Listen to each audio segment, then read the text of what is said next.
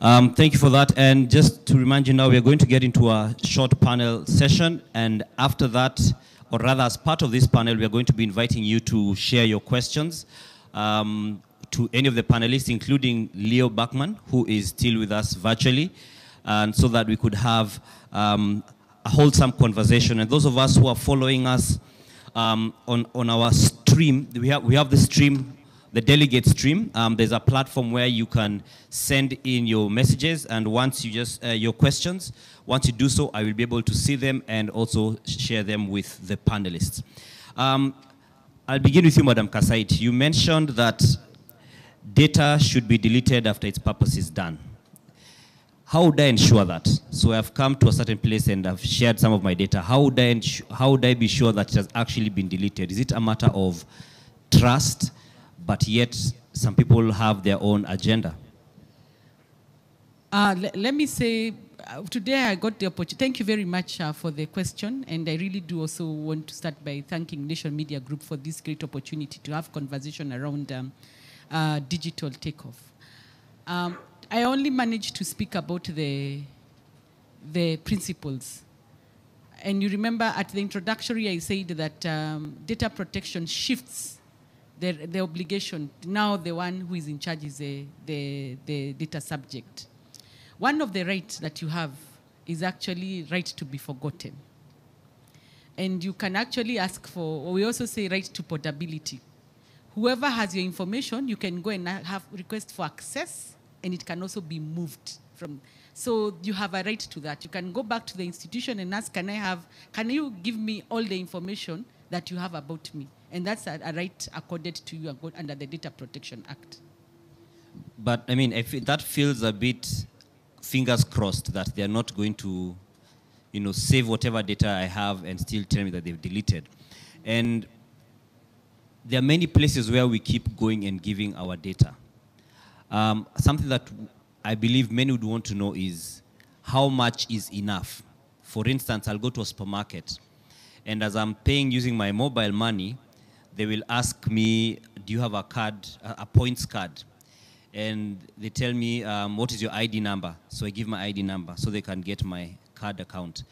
Then when I pay on mobile money, they ask me, what's your number? So, and also when you're getting into a building, for instance, you will sign and put a lot of your data. How much is enough for me to give so that I can know that legally I don't have to give you this information at a gate? Let's start backwards. How much is enough? The person who defines how much is enough, it's actually the data protection principles guide that. They say minimal. You don't need to give your information about your spouse in the supermarket, for instance. You do not need to give the details about where you live when you're entering a building. It's called the principle of data minimization. And you, as a Kenyan, if you feel a lot of information is being requested for you and it's not appropriate, that is why this office is here, to give you that assurance. And if we receive that kind of a concern, we would then ask the data controller collecting that information and guide them not to ask too much information. Because it is true, and working back, and that's what we are saying, controllers have the responsibility to come up with framework by data protection by design. Even the supermarkets should start asking themselves, am I asking for too much information? And remember, the Act has self-regulation. It allows for self-regulation, you as a supermarket, to begin having that conversation. But I would want to take this opportunity to say we are coming from a culture of sharing. I think it's also very African. We like to share a lot. We share our food. We share our homes. We share our data. It's not unusual for you to share information with anyone without even asking the concerned, what is this information going to be used for? The data protection is here to begin telling us we have certain rights. Right to access my information, right to be forgotten, and not in all circumstances. Right for information to be corrected accurately. right for deletion, right to object to processing. There are all those rights. On the other hand, the person who is collecting that information has a responsibility. And that's why I talked about integrity of the data, transparency, because you need to explain to the data. It's not the responsibility of the data subject to tell you, why do you need my information? It's your responsibility as the person collecting the information, like the supermarket, to explain, I need your information, and this is the reason why I need your information, and I will share your information with so and so, and this is how we will secure information. And therefore comes the issue of having a data privacy notice in their premises, saying this is what we have the information for, what it will be used for, how we will store it, how long we will store it, and who are the third parties the information is going to be used for. So the responsibility is yours as the one collecting the information. Okay, I mean, there's a lot we could still delve on that, and I'll put it on pause for just a bit and come to Madam CAS. And this digital disruption has really sort of, let me say, thrown off a lot of businesses and employers, especially those that are labor intensive. So you find that I have a factory and I was hiring 1,000 people, but because of, adapting more of, technology and the likes, I'm having to hire less people, fewer people. Now, is there enough training being done to help us create the jobs and have people who are fit for the jobs that are coming up in the digital space at hopefully at least an equivalent rate as the jobs we are finding becoming redundant? So that we don't have all these guys who are doing more labor-intensive jobs being left behind in this whole digital transformation.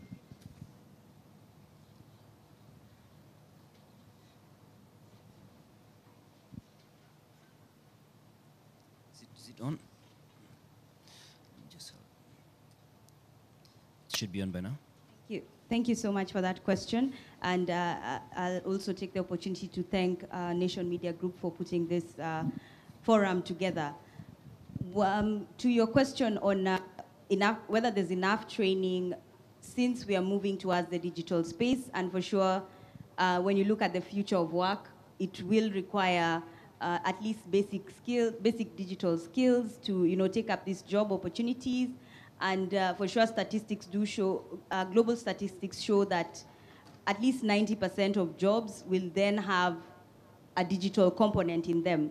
So when it comes to training, as Kenya, as stated in my address, we do have various programs in place at the moment to prepare at least from the youth from a very young age to get these basic digital skills, to be conversant with digital devices, and just really have those basic skills to access these digital opportunities that are coming and are really moving really fast towards us, especially with the pandemic.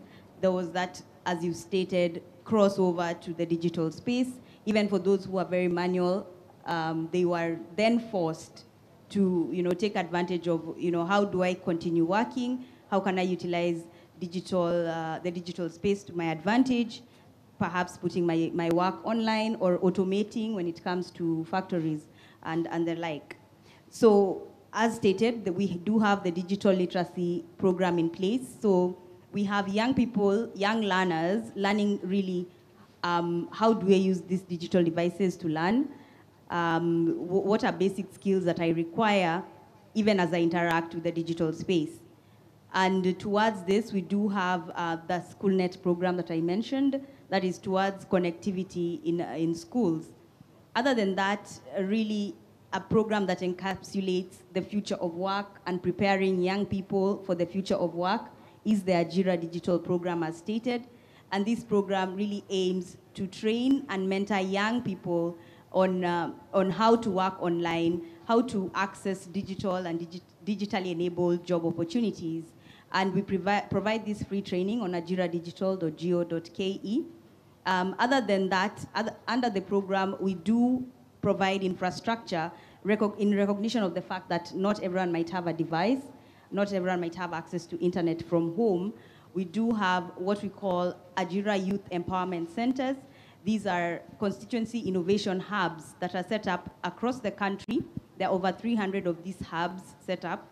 And the main aim is to provide this access to our program, access to the internet, to the young people in various constituencies.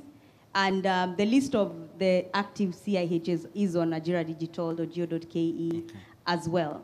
All right. Thank you. I want to bring in Leo Bachman.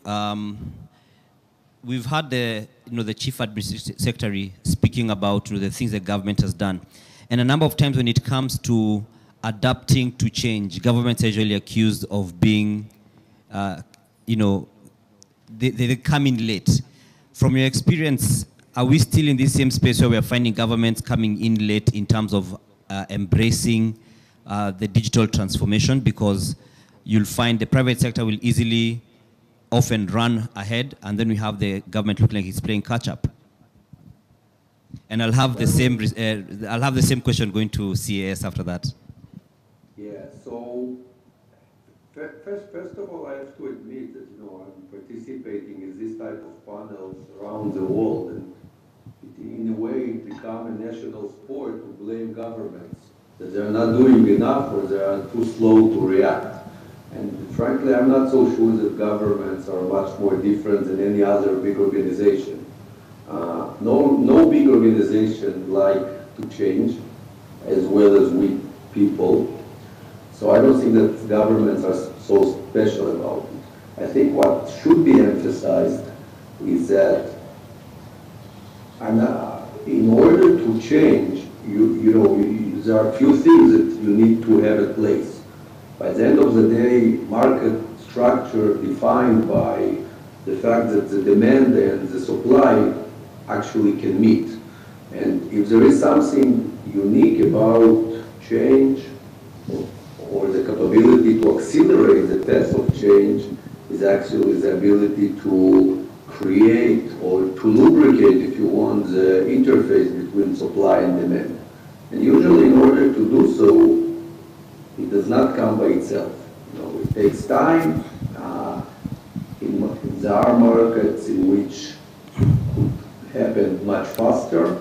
Usually things which go deeply to public services and stuff like that, where the payer is not the person who getting the value and all these type of things, it become much more complex.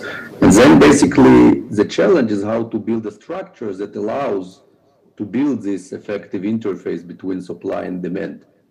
And I don't think that governments are worse or better to do so. It's just a matter of decision. So strategic planning is good. It always gives you a direction. Usually reality is not really takes place on the strategic planning, but on the production floor. So if you're not starting to do different things, nothing usually would happen. And if there is something that we've learned, at least regarding digital innovation, is that by the end of the day, the percentage of failure is pretty big. So if you want that things will happen, first of all, you have to make them effective and do everything you can that it won't take too much time. And then if you're willing to understand and accept the fact that amount of failure is one of the prices that you should pay during this journey, then I think things will happen. Okay. Thank you very much. Just quickly, Madam CS, I could see when he was somewhat absolving government or people who blame government. Do you feel government plays catch up, at least in as far as the digital transformation is? Thank you for that. Indeed, when it comes to the ICT space, it moves very fast. We see changes every day, and I would say that the government is alive to these changes. When we go into, let's say, preparing the digital economy blueprint, preparing legislation around this area, we do involve the stakeholders, those in the ICT sector, academia. We do bring on board stakeholders around this area just to ensure that whichever document we are coming up with does translate to the ground. So we do, for instance, the national ICT policy was revised just to make sure that we are alive to the changes in the ICT space, taking into account new technologies that come up every day. So we do revise our documents and we include stakeholders when it comes to this exercise. Thank you. Okay, thank you very much. Madam Kasait, these business leaders here and those who are watching us and also just those people who are part of businesses, how can they ensure that they safeguard their data as a business and the data of even their staff, because in their databases they've got all that, in light of, the internet doesn't feel foolproof, but it is, again, the way we are going in terms of storage, etc. How then do I make sure that, one, my business data is not manipulated or stolen or abused, and also letting out some sensitive details of, my employees? Thank you, Dan, for that question. I think no one can be foolproof in terms of risks. However, you can mitigate, and I think that is what the Data Protection Act is here about. And I like to say, before I answer the question about how business can do this, the reason why both CAS, Maureen and I spoke about the economic blueprint, the digital economic blueprint, it's because that it's realizing that Kenya is moving towards becoming Silicon Savannah. And the world is moving to, and innovation is about data. And data sharing. And if you do not have legal and institutional framework, then you will be in a dark room. You do not know where and who could hit you at any given time. So what does the data protection expect? Because at times we hear, is it here to stifle innovation? Isn't compliance a very expensive thing for business? The Data Protection Act gives an opportunity for businesses to work with the space of being much more ethical, to begin looking at personal data, not just as a commodity, but something we use for purposes of moving our businesses to the next front. Two, it's a global trend now. Data protection is not new. Many institutions will tell you people had privacy, they had privacy policies in IT in their organization. They used to have audit in the organization, and this is how it is. What data protection is doing for you is to just put all that together. As a business, the place to start is probably to begin your own audit in terms of asking yourself, how far are we in terms of the Data Protection Act vis-a-vis our business processes? When you do an audit, it will help you ask questions like, where is my information for starters? Because you can't safeguard information that you don't know where it is. Who are the people who we are signing contracts with third party? Do we have a non-disclosure agreement in case of a breach, for instance? Do we have a data protection officer? Even though the Act does not expect that to be a must, it's encouraged because it helps you then, somebody who champions data protection in your organization. Have we done what we call data protection impact assessment when you're embarking on a high-risk project? Because when you do the data protection impact assessment, which is like an audit, it helps you come up with, identify, one, your risks, and also recommend what are the mitigating factors. What will it cost for us to implement this? So when you do your audit, it begins to become the journey towards data protection. Do we have policies? After you've done your audit, then you ask, do we have a policy, a data governance policy? Because you see, it's at the policy level that then informs your standard operating procedure, and then you continuously comply. Is the board aware, our staff aware in as far as data protection is concerned? It's creating that culture for your institution. But the place to start is do an audit, and then once you have an audit, then you're able to know where the gaps are. And in as far as compliance is concerned, how then do we improve our businesses? Because it is very risky to be hit and expected to report to us within 72 hours, and you don't even know where your data is. It's not foolproof. No one can be, even the best organizations in the world can be hit. However, when you prepare, then you're able to mitigate and have robust way of ensuring that your customers' data is safe. it sounds like a lot of the data protection discussion relies a lot on trust that people will have integrity. Isn't that a bit of a risky thing? That's the reality. The reality of institution and IT is that integrity of the people managing the process comes first. And at times it's always the high risk aspect of it. But the truth is we don't have robots, we have human beings, they have feelings. So the question is you put in place frameworks that secure your institutions. That is what is important. And some of those things we are saying in terms of your auditing process will help you identify in terms of, and when you have policies, then you're able to tell people, you can't pass information, you can't change passwords. That's part of what we call the confidentiality and integrity. And the word we like to use in data protection by default, by design. It becomes a thing that informs every single process in any institution. Okay, and we've begun getting some questions on our online portal in regards to the conversation we are having, and we shall be picking some from the floor here as well. My colleague Olive will be helping with just picking some of your questions.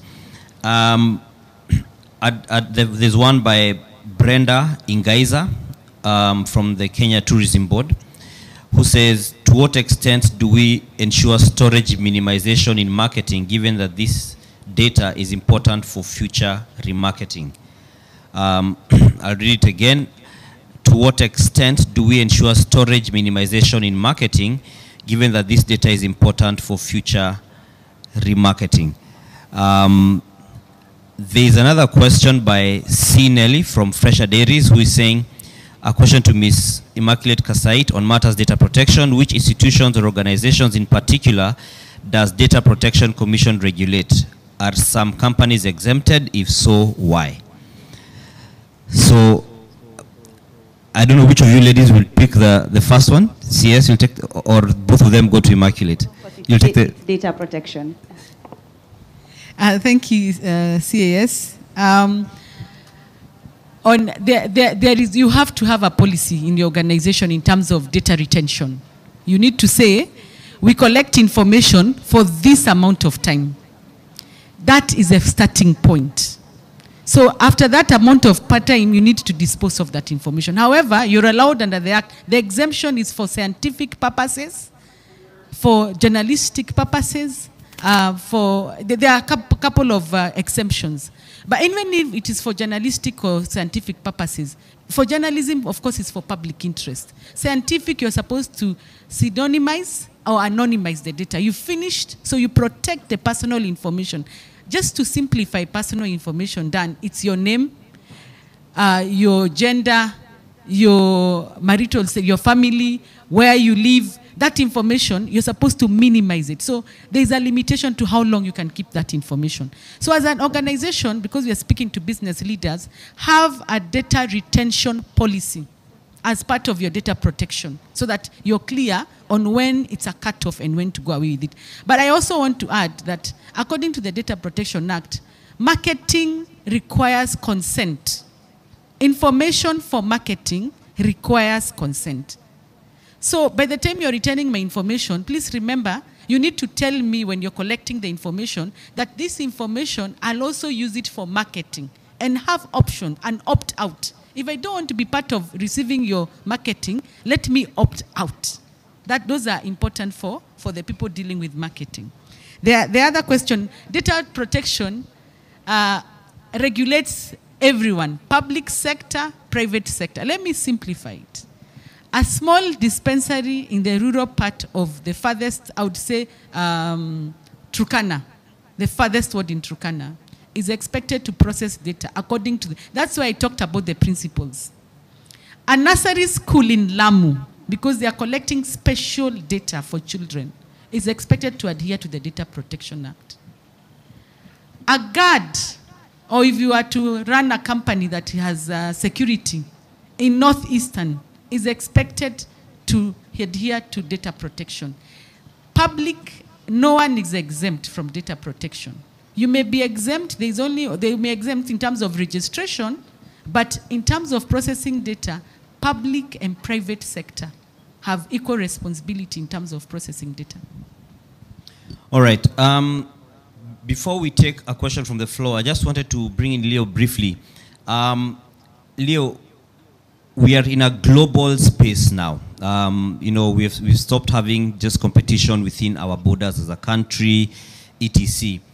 So how does Africa stay abreast, especially in light of not having, as much resources as other countries have, yet now we are competing on the same platform? How do we ensure that we also get the best out of what we have?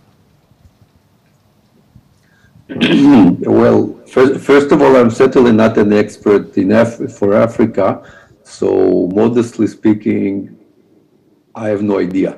But I think that beyond the fact that I know nothing about Africa, I have no real experience there. I think that if there is something very unique about digital capabilities, is that it is breaking huge glass ceilings that, at least to my understanding, Africa experiencing dramatically, like geographic spread, like accessibility, and things like that. On the other hand, you have huge platforms. I mean, everyone has a cellular phone and accessibility to digital services, so the opportunity is huge. And I think that the biggest value, and then the last thing is that Africa is a huge market. But as well as it happened in any other place, I think the only way for Africa or to anyone else to really reap the benefits of digital capabilities is around building the right processes and allowing these things to happen.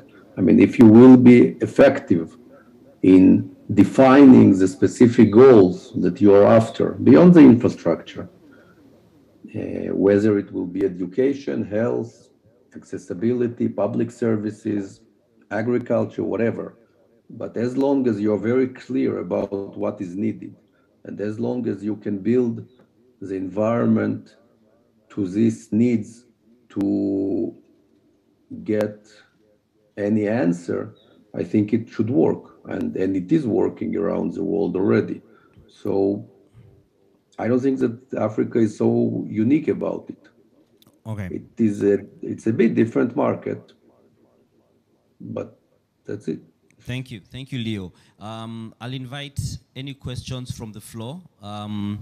If you have a question, maybe you could just raise your hand, then Olive will come to you with a microphone. There is one at the front here. Then we could have our panelists respond to the same. So please introduce yourself and your organization. If you could please... Do I stand up? Stand up, yes. Thank you very much. Thank you. My name is Dr. Nicholas Leting. I'm the CEO of CASNEP, and I'd like to appreciate the presentations by the three panelists. My question is to Bachman regarding whether there is a study done on foreign direct investments to our country, resulting from investments on technology, and how we can leverage on technology. For example, in Kenya, lately we have been receiving a lot of remittances by our compatriots in other countries.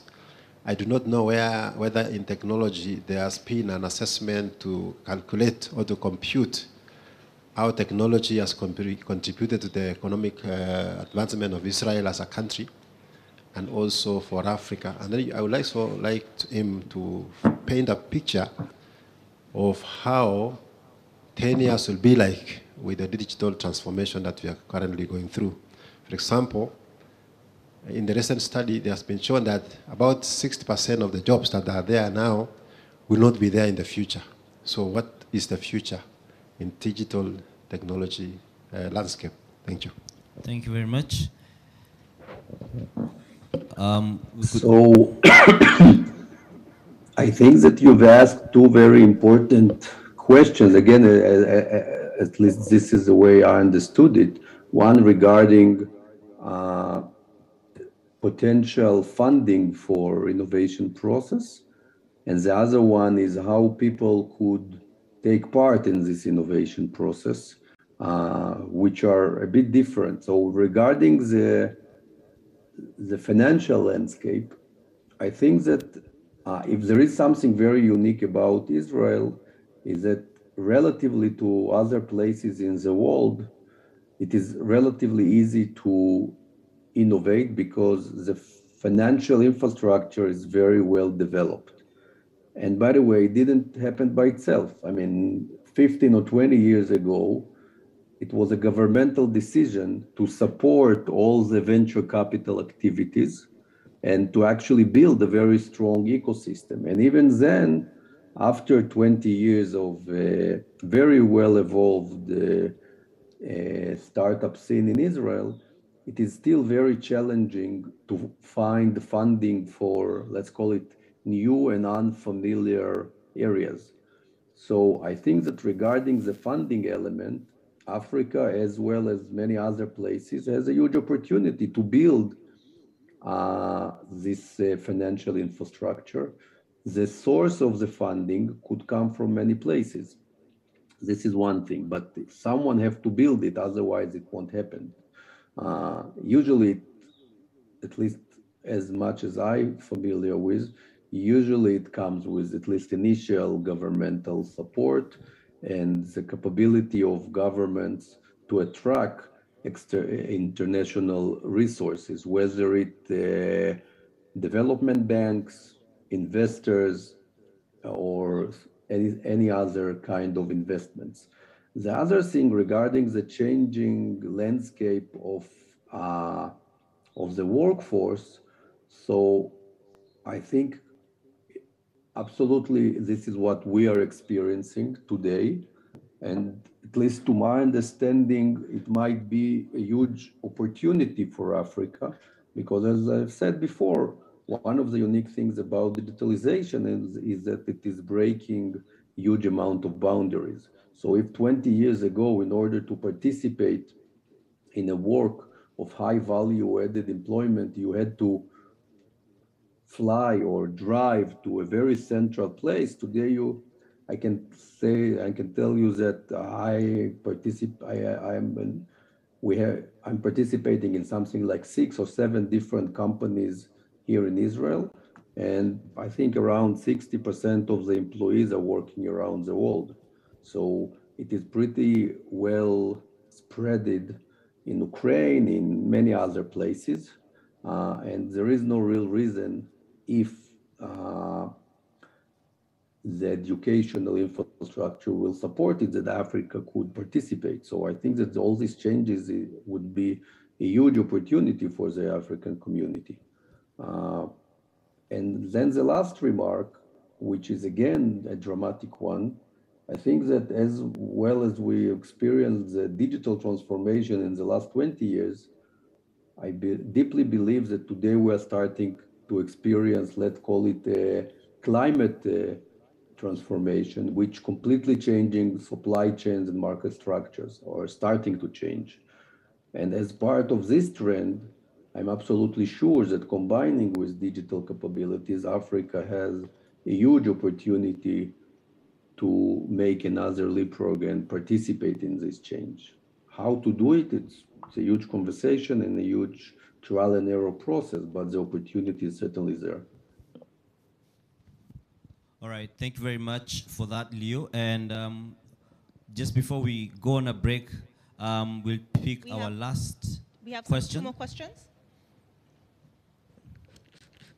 Yes, let's make it brief so that because we are doing bad with time. Thanks, Dan, and all the presenters for the very good insights sharing. My name is William Kalombo from Marketing Africa.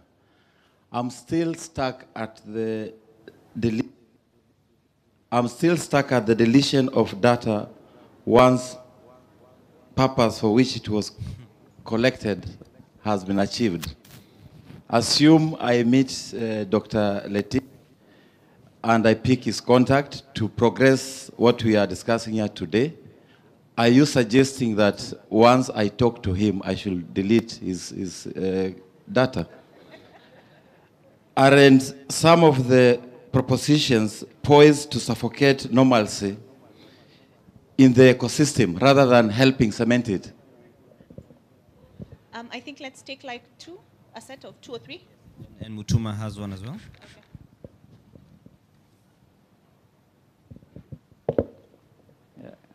Thank you. My name is Alex Ruzinana, and I'm from the Northern Corridor Secretariat, their Chief Technology Officer. My question is more on beyond the national to the Data Commission. It's more on the policy frameworks.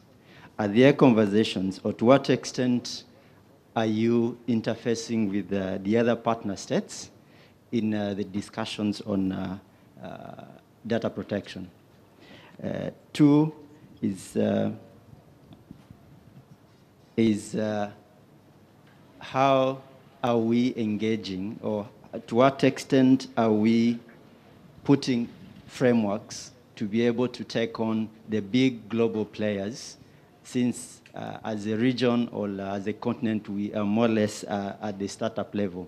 How are we putting up frameworks or engaging the bigger players, the bigger companies, if, say, in quotes? Okay, thank you. Olive, you could give the mic to Mutuma as our final question. Just now. Good morning, everyone. My name is James Siku from Aga Khan Hospital.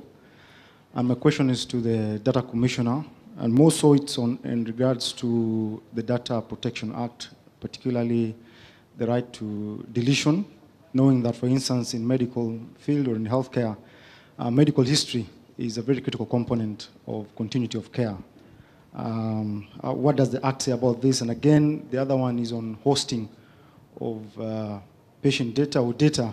Is it limited within the country, or will this be prohibited at this, if you intend to host data outside Kenya? What does this say?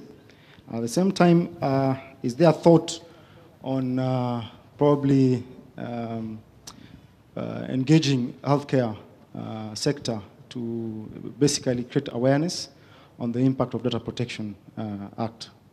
Thank you. All right, thank you very much for that. Madam Kasait, it seems we'll need to get a one-on-one interview with you and have a lot of questions from the public at a different forum. Mutuma? Thank you very much. I wanted to ask a question on innovation as a priority for government, and especially in resource allocation. We spend an incredible amount of money on physical infrastructure. But in my way of thinking, physical infrastructure is limited in terms of what solutions it can provide to emerging problems that confront communities and individuals and businesses and institutions. So as a mindset, have we shifted from putting up structures which cannot help us to confront climate change, diseases and things like those? So what is the place of innovation? What is the place of the process of finding solutions, new solutions to emerging problems in the national policy mindset? The second one is to do with data. Everyone is interested in data. Data is currency, is money, is power. Access to data is everything for business and for public sector. Increasingly, the people who are dealing in this area are global, powerful global institutions. They collect it, they warehouse it, they manipulate it, they restrict even access to our own information. What framework do we have for dealing with these powerful global institutions which have the resources and the power to basically do as they please? How do we deal with them when they are in fractions? And how do local institutions, because of our digital operations, how do you empower local institutions to comply with our whole different set of regulatory regimes across the world. Thank you. Thank you very much. Thank you very much. I'll invite you, Madam CAS, to maybe just begin with where Mutuma has the points he has raised, and then we could pick up on the rest. Thank you so much for that question on innovation and its place, the place of innovation in Kenya. Indeed, as a government, we do recognize that the youth of the country are the majority of the population. 75% of the population is the youth. And of course, the youth of the country, they are tech savvy, they are innovative, they are creative, so they are, they are ready to take up space when it comes to innovation. And indeed, when it comes to physical infrastructure, okay, I have noted that point. But indeed, you asked whether there's a change of mindset. And as I stated, we do recognize that the young people are the majority of the population. We do aim to reap that, what is called youth dividend, empower them with these skills, give them an enabling environment where they can thrive in this sector.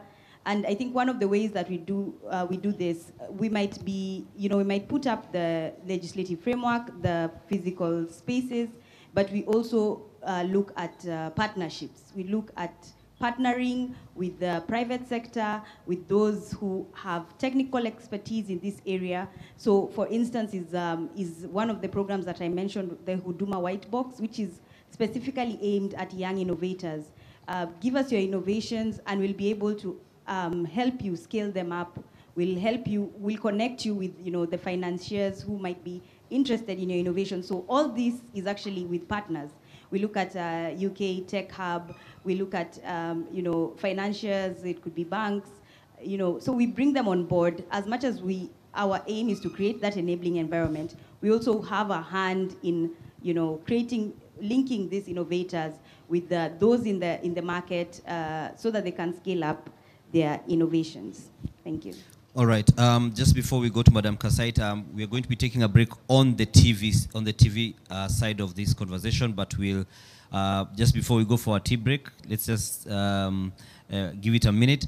We are still online, so the conversation continues on our online platforms at NTV Kenya's different online platforms for the rest of the day. So we'll be having our engagements across the day. So be sure to stay with us as we're on our online platforms. Hashtag is Nation Digital Summit. And we look forward to seeing your feedback and your questions and comments as well on this digital takeover. Thank you for joining us on NTV. We'll be joining you on our online platforms as we continue the conversation. Thank you very much. So, Madam Kasait, we could now come to your responses because everybody is...